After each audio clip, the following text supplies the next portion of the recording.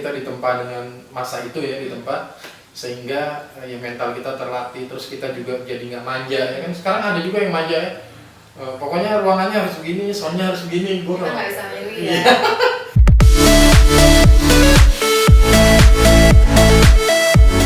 Assalamualaikum warahmatullahi wabarakatuh. Selamat pagi, siang maupun malam. Jumpa lagi kita di acara Di Atas Meja Ada Cerita. Nah, hari ini gua datang ke rumahnya teman lama gua, profesinya sama, trainer, tapi dia lebih banyak di corporate. Nanti kita tanya-tanya langsung aja ya. Kita beri plus untuk Mbak Eva Yulia.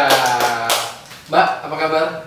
Ya, karena Alhamdulillah baik. social distancing ini jauh ya teman-teman jaraknya ya. 2 meter ya. Nah, saya juga bawa masker juga dan kita udah swab juga, alhamdulillah negatif. Jadi hari ini gue mau tanya-tanya seputaran aktivitasnya Mbak Eva, kemudian juga gimana nih menghadapi nanti Ramadan. Anak-anak kan perlu juga, apalagi anak-anak sekarang kan belajar di rumah gitu ya, tentu ya banyak yang bisa di sharing lah nanti ya Mbak ya. Mbak,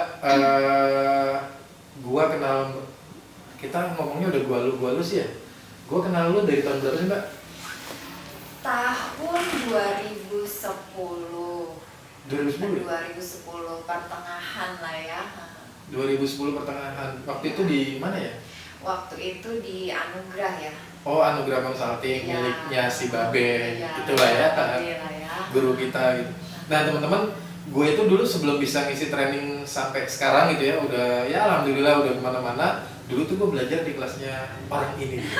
Ya. Gue sit in berapa lama waktu itu Mbak? Sit in kalau di company itu ya, itu kalau nggak salah tuh 1 bulan tuh murni sit in, cuma dengerin gitu. Terus nanti bulan kedua mulai dirimu tandem gitu ya. Terus bulan ketiga itu baru boleh ngajar sendiri. Jadi ya 2 bulan, 2 bulan sampai 3 bulan. 3 bulan itu juga ya, bulan ketiga tuh bulan di review ya. Nih oke Guys, bayangin sit in-nya kurang lebih 3 bulan tuh ya. baru bisa ngisi di kelasnya mereka ya Mbak ya. Gue ingat banget setelah dinyatakan lulus itu langsung dikirim ke Batam Ya. untuk ngisi untuk sana lah. Nah, Mbak Eva sendiri sekarang aktivitasnya apa sih? Masih ngajar. Oke. Nah, di salah satu company lah ya. Gitu. Jadi mungkin kalau sekarang lebih ke senior agent gitu sih. Di company apa Mbak kalau boleh tahu ngajarnya? Insurance. Oh, di insurance. Yang diajar biasanya apa sih Mbak? Ya, seputaran selling lah ya. Terus berarti Selling. jago dong nih tentang Iya. selling gitu ya. Ini penting nih apalagi di masa pandemi nih, kan semua orang pada jualan. Nanti kita tanya-tanya nih tips and trick jualan di masa pandemi ya kan. Nggak harus jualan insurance saja kan Mbak, ilmunya kan bisa dipakai untuk jualan apapun ya. Oke, kalau di insurance itu yang diajar seputaran selling, terus apa lagi? Ya selling, ya kayak sekarang juga kita ada tips yang baru bagaimana jualan di masa pandemi, Wow. macam gitu-gitu ya. Terus juga karena di insurance itu kan juga ada level-level agent gitu kan, ya bagaimana yang awalnya dia baru financial consultant biasa, terus nanti naik level sampai dengan ketingkatan yang paling atas itu misalnya kayak director lah gitu ya. Terus kan ada juga sebagai personal agent yang punya level yang tertinggi secara internasional dan segala macam itu, ya banyak sih gitu. Jadi tetap materinya adalah mengenai selling, tapi tentunya grade-nya naik. Oke. Biasanya berapa hari Mbak? Kalau di tempat kita yang dulu sama-sama ya, yang kita pernah kan biasanya 4 hari tuh. Basic selling skill 2, product knowledge-nya 2 hari gitu ya. Nah kalau di tempat yang Mbak Eva ini sekarang berapa? Nah sama sih, jadi misalnya kalau yang katakanlah basic agent gitu ya, ya itu memang ada training, ada basic trainingnya, tetap itu membutuhkan waktu 4 hari, itu tuh tetap. Cuma nanti ya kan nggak semua training lama ya, ada juga bentuknya kayak workshop aja atau kayak seminar. Tapi training wajib dasarnya itu ada 4 hari tetap. Dan itu keliling juga kayak dulu?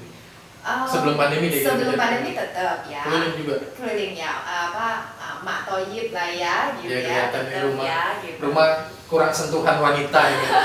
Sebelum COVID kan bergerilya terus ya. Iya. Ya gue tahu kan. Kita bisa hari Minggu ini ada di Kalimantan, minggu berikutnya kita ada di Sulawesi, minggu berikutnya itu rutinitas dulu yang nggak bisa ditawar ya. Nggak ganti-ganti ya. Ya pokoknya gitulah. Kalau dulu malah kita ini ya Mbak, benar-benar single factor ya. Pada saat training itu kita bawa apa itu namanya Mbak?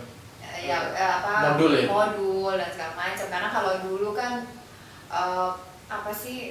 pengiriman itu provider itu mungkin belum banyak ya? belum banyak, Dan terus waktunya juga lama. Kalau nggak ada sekarang jaminan kan bisa nyampe one day service gitu ya? betul, kalau kan sekarang kan banyak yang serba instan ya gitu. Terus juga kan sekarang juga lebih yang ke digital, orang juga udah nggak yang pakai modul baku gitu ya. Ada juga materi ya soft copy lah gitu. Zaman dulu itu teman-teman kita itu ngerjainnya sendiri, jadi mulai dari bawa modul itu disesuaikan peserta ya, kalau pesertanya paling banyak berapa sih dulu Mbak? Iya, 40 ya. Kita modul bawa sendiri, terus proyektor tuh bawa sendiri. Dan nggak ada istilah master game, lead fasilitator, semuanya sendiri ya. Bayangin 4 hari kita training sendiri, ice breaking sendiri, ngebagi-bagiin itu juga sendiri ya.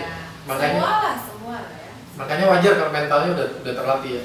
Ya, nah sebenarnya bedanya sama yang dengan sekarang itu ya mungkin dari segi mental ya gitu. Jadi kalau kita yang sempat mengalami yang seperti itu gitu, nah ketika ada di masa sekarang tuh kayaknya bukan menjadi simple gitu ya, tapi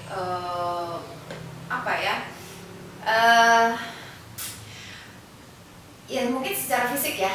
Nah secara fisik nggak terlalu banyak mengeluarkan energi kayak dulu. Nah kalau sekarang fokusnya beda lagi. Mungkin kalau dulu lebih banyak fisik yang kepake gitu, kalau sekarang justru fisiknya nggak terlalu banyak membuang energi. Karena udah dimudahkan gitu ya. Tapi justru banyak peluang, kita punya isi kepala nih gitu, lebih banyak peluang untuk bisa dieksplor dan segala macam. Makanya ya alhamdulillah ya kita ditempa dengan masa itu ya, ditempa sehingga ya mental kita terlatih, terus kita juga jadi nggak manja ya kan. Sekarang ada juga yang manja ya, pokoknya ruangannya harus begini, soundnya harus begini, kita nggak bisa milih ya.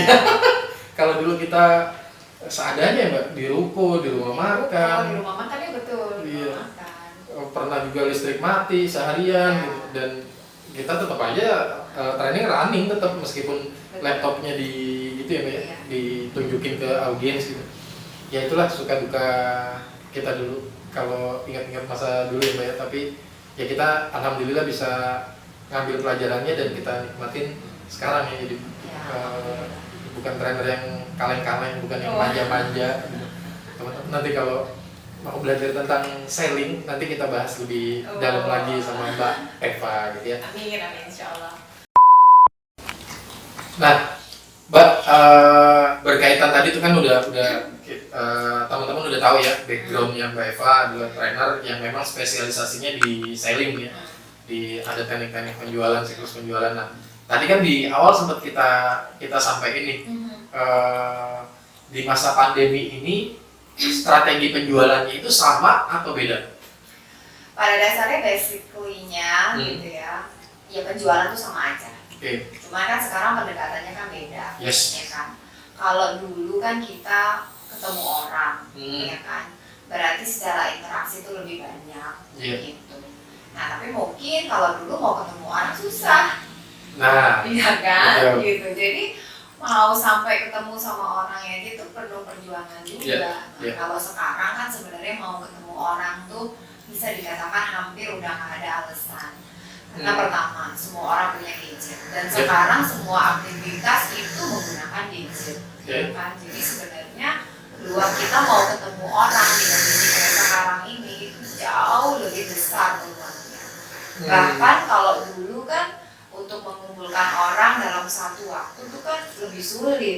Nah kalau sekarang kita mau ngumpulin beberapa orang gitu, bahkan ratusan orang pun dalam satu waktu tuh ya lebih mudah gitu, karena memang kita terkoneksi ya sama digital ya, maksudnya sama Zoom meeting ya, banyak platform yang lain. Artinya mengumpulkan orang dalam jumlah besar itu dalam bentuk online ya, bukan tatap muka secara langsung gitu ya. Jadi itu poin pentingnya sehingga memudahkan kita untuk bertransaksi atau menawarkan produk. Betul, sebenarnya kalau kita ngomong dalam tanda kutip jualan gitu kan, yang paling utama adalah bagaimana kita bisa berinteraksi dulu kan sama itu orang. Nah, interaksi itu kan banyak bentuknya, bisa ketemu langsung, bisa online. Karena transaksi itu bisa terjadi kalau memang ada kesepakatan kedua belah pihak. Nah, kesepakatan itu bisa didapat ya ketika memang sudah ada interaksi, gitu kan. Jadi, nah kayak sekarang memang ya perjuangannya adalah ya katakanlah ketemu udah lebih gampang daripada sebelumnya karena kita menggunakan digitalisasi gitu, Zoom meeting dan apapun. Nah, tinggal tuh sekarang kita menyikapi di kondisi sekarang gitu kan, orang tuh kan berpikir kalau zaman dulu sebelum pandemi mungkin orang berpikir 2 kali untuk mengeluarkan uang ya untuk melakukan transaksi gitu ya, untuk hal apapun gitu kan, transaksi apapun. Nah, tapi kalau sekarang udah nggak 2 kali, bisa 3 kali, bisa 5 kali, bahkan mungkin 100 kali gitu karena banyak pertimbangan nih sekarang.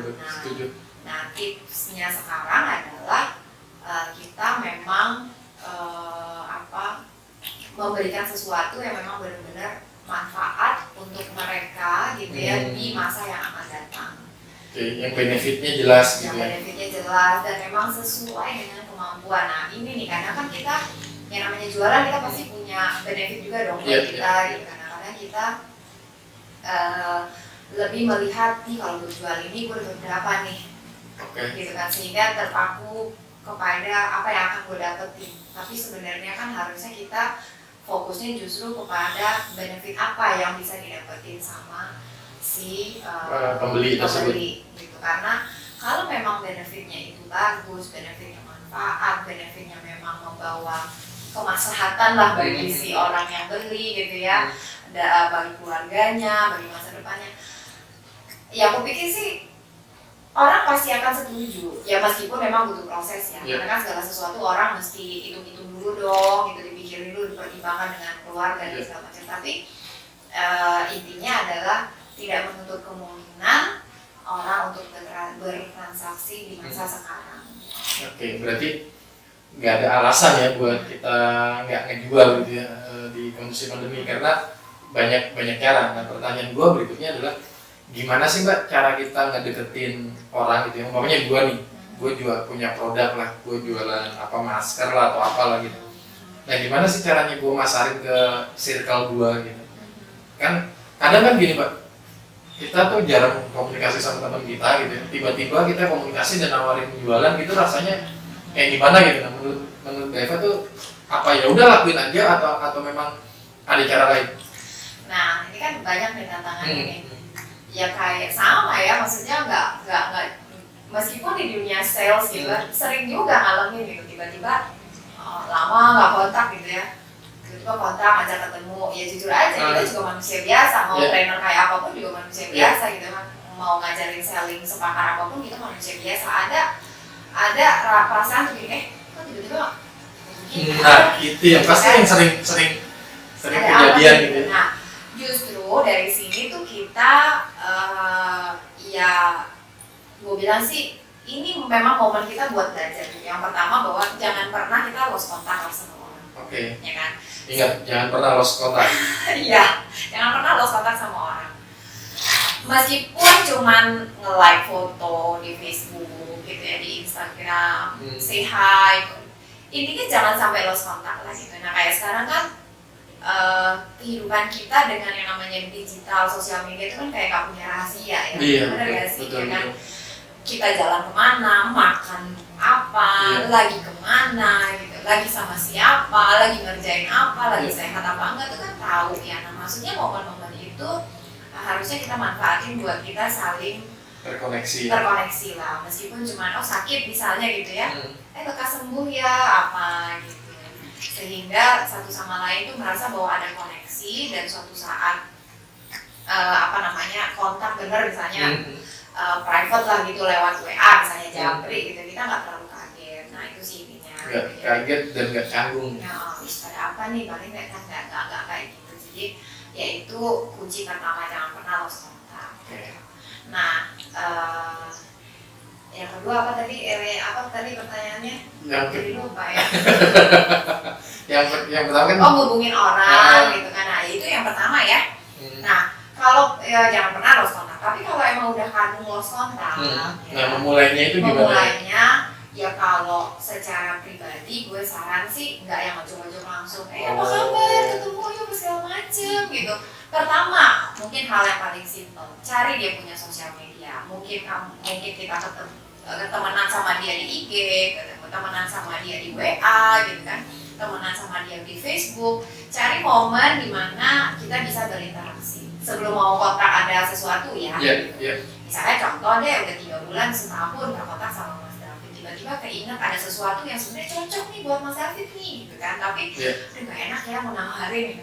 Ya udah lari lah ke Facebooknya gitu. Komen dulu gitu ya. Ya, Mas David mau kabar, maksudnya apapun lah gitu.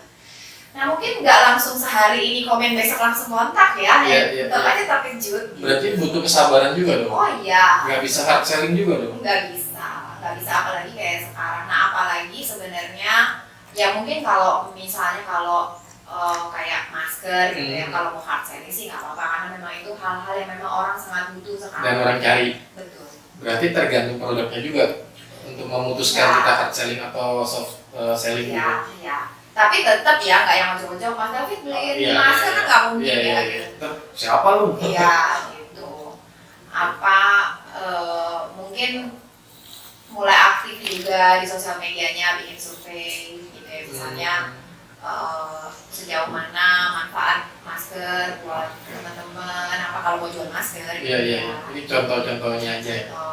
Oke, jadi teman-teman di masa pandemi ini salah satu tips dari Mbak Eva tadi ketika kita mau menjual sesuatu, yang pertama adalah ada kucing. Ada kucing. Karena kita pecinta kucing, teman-teman. Di rumah saya juga banyak kucing, ada kucingnya Iza. Apa tadi judulnya ada? Di atas meja ada cerita. Oke, di bawah meja ada kucing. Di bawah meja ada kucing. Betul kan? Di apa? Itu ada pepatah, gue lupa lagi. Apa? Lupa. Lupa. Oke, jadi teman-teman sekalian, yang pertama jangan pernah lost kontak gitu ya, supaya engage-nya itu tetap ada, kemudian juga kita juga masih bisa berkomunikasi, dan nanti kita tanya tips berikutnya. Ya boleh dong satu lagi nih tipsnya. Oke. Kan sekarang ini semenjak masa pandemi itu jualan online tiba-tiba banyak, temen yang tadinya jualan ada yang nggak jualan gitu kan. Yang jualan, yang nggak jualan akhirnya jualan. Akhirnya jualan gitu. Nah nggak ada salahnya sih, maksudnya gini. Contoh nih ya, orang kan banyak sekarang jualan makanan. Pasti dong sesekali kita pengen makan somai, ya kan? Dimsum gitu. Ya yang kerennya ya. Oh, dimsum itu turunannya somai. Gue nggak tahu sih Mbak, ya maklum lah. Gitu ya. Terus iya misalnya ya kayak tadi misalnya teman ada jualan masker, nggak apa-apa dong kita beli sama dia. Nah itu kan sebenarnya salah satu koneksi. Karena apa? Suatu saat kalau misalnya kita punya ya katakanlah dagangan bentuk apapun ya, hal yang positif tentunya. Ketika kita nawarin, dia juga akan ingat kalau kita pernah di suatu ketika kita juga membeli dia punya dagangan. Jadi apa sih ya, hubungan saling menguntungkan lah gitu. Gitu. Terus juga kalau misalnya kayak sekarang kan ketemuan ya kayak kita nih ketemuan di rumah ya, meskipun dengan protokol kesehatan kan udah bisa ya gitu. Boleh dong misalnya sesekali, contoh ya, aku mau Mas Rizky masih tinggal di Bekasi segala macam gitu ya, sukses ya buat dagangannya, aku mau dong beli nanti aku mampir ke rumah ambil, gak usah dikirim, aku memang pas mau kemana. Banyak lah ya tips salesnya lah ya gitu. Oke teman-teman, tadi kita sudah dapat tips and trick jualan di masa pandemi. Tentunya kalau mau lebih dalam lagi, ya nanti gue memaksa Mbak Eva ngisi di free webinarnya Daya Inspiring People yang memang kita fokuskan untuk membahas tentang jualan ya Mbak. Siap ya Mbak? Siap ya? Siap direpotin ya? Jadi karena di Daya Inspiring People di perusahaan gua gitu memang ada program free webinar di setiap hari Sabtu dengan pembicara-pembicara yang berbeda-beda yang memang praktisi di bidangnya, sehingga teman-teman nanti dapat ilmu yang betul-betul real, yang aplikatif, yang bukan hanya sekedar teori. Harapannya kan kayak gitu. Nah Mbak, tadi jualan tadi kita udah ngobrolin profesinya Mbak Eva, kita kenalan dari tahun berapa dan gue banyak belajar dari Mbak Eva. Gue juga pengen say thanks gitu ya, dulu udah ngajarin gue, karena kan nggak semua orang mau di sit inin Mbak. Iya. Ya kan ada kan yang trainer itu yang kalau sit in, udah jangan sama gue, yang lain kan. Dia ini nggak seperti itu gitu, malah ayo mas sit in di kelas gue aja, dan alhamdulillah gue beruntung dan ya kata kebaikannya, alhamdulillah juga jalan hidupnya dipermudah sama Allah Subhanahu Wa Taala. Masya Allah, amin. Karena ya gue kan tahu kan Mbak ya, tahu Mbak Eva perjuangannya seperti apa, dan sampai dengan hari ini boleh dibilang udah bisa menikmati hidupnya gitu lah. Apalagi nanti kita bahas-bahas tentang family ini teman-teman. Tadi kan kerjaan udah, tip and tricksnya juga udah. Ya tadi itu dari, makanya gue selalu berpesan gitu ya, bukan pesan sih, kesannya gue orang tua gitu. Gue selalu gue selalu bilang ke orang-orang, ke teman-teman gue juga gitu ya, ke Rizky juga, jangan pelit untuk berbagi apapun gitu ya. Nggak harus, kadang-kadang kan orang mikir gitu Pak, gue gimana mau sharing, gue punya keterbatasan, gue nggak mampu dan sebagainya. Dan berbagi itu kan nggak harus dalam bentuk materi ya Pak ya. Ilmu itu juga boleh kita sharing gitu ya. Bahkan Mbak Eva, dulu kita ada beberapa trainer gitu, nggak semuanya mau dititipin untuk sit-in itu nggak. Kalaupun mau juga terpaksa gitu, kelihatan kan Mbak dari gesturnya, terus dari cara dia nerima kita gitu. Dan lu tuh nggak seperti itu, lu yang benar-benar welcome mas gitu, bahkan tiktokan gitu. Jadi sih gini ya sebenarnya, gue tuh selalu percaya bahwa memang kita tuh dikasih semua lah sama Allah gitu. Apa sih kita yang nggak punya gitu kan? Semua kita tuh dikasih sama Allah, titik gitu. Itu no debat lah gitu ya. Apapun kita dikasih. Jadi dari sekian banyak yang kita punya, masa iya sih kita nggak mau ngasih gitu? Karena ya gini sih, mau itu ilmu, ya apa? Kadang kita ngoceh juga ada sesuatunya kan gitu. Ya iyalah Mbak, kalau ngoceh nggak ada sesuatunya. Iya gitu. Kasihan yang bayar kita juga. Nggak, maksudnya gini, apa yang kita omongin itu kan pasti mungkin nggak kena di dia, tapi kena di ini macam-macam. Tapi maksudnya selama itu kebaikan, ya lu ngomong aja gitu. Dan kita nggak tahu kata-kata mana kita yang bisa merubah orang tersebut ya, perilakunya ya. Gitu. Nah jadi maksudnya dan jangan ya Bismillah ya gitu, jangan pernah ngarepin balasannya misalnya nih, oh gue udah baik sama dia nih, dia mesti enggak, udah nggak usah dipikirin, ntar juga nggak tahu balasannya tuh bisa dari mana-mana, alhamdulillah gitu. Biarkan semesta yang bekerja. Iya.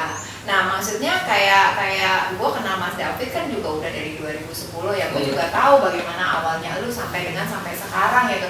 Nah gue rasa juga bukan karena mungkin kebaikan lu kedua aja semacam.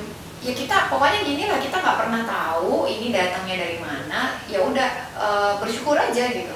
Nah salah satu cara bersyukurnya itu nggak pernah pelit untuk share lagi gitu, berbagi lagi. Dan itu lu rasain ya Mbak ya, kemudahan-kemudahan yang lu dapat. Karena kan lu baiknya kan pastinya bukan sama gue doang, sama ya teman-teman dekat lu lah, gue tahu. Ya lah, sudah ngomongin lah, ya Masya Allah lah, pokoknya itu yang berjalan dan bekerja. Dan sekarang sudah mulai menikmati hasilnya, kemudahan-kemudahan itu lu rasain nih Mbak? Ya Tuhan lah yang menggerakkan, susah ngomongnya. Dan nggak bisa dipikir pakai logika ya? Nggak bisa dipikir pakai logika. Kadang-kadang nggak masuk akal ya? Kadang-kadang nggak masuk akal. Ini matematikanya dari mana tuh nggak tahu. Nggak tahu ya? Dan real terjadi? Real terjadi. Itu kalau mau ceritain sih merinding ya, cuman kayaknya nanti itu di part 10 ya. Di part kultum Ramadan. Nah ini Mbak, ini kan kita menjelang ya sebentar lagi lah ya, sebentar lagi kita Ramadan. Kalau Muhammadiyah kan hitung-hitungannya tanggal 13 April ya, insya Allah tinggal 13 April. Nggak nyampe sebulan lagi. Iya, nyampe sebulan. Kalau ormas yang lainnya NU kan masih nunggu hilal ya, tapi anggaplah di 13 atau 14 atau ya April lah. Nah persiapan-persiapan yang Mbak Eva lakuin menjelang Ramadan ini apa sih Mbak?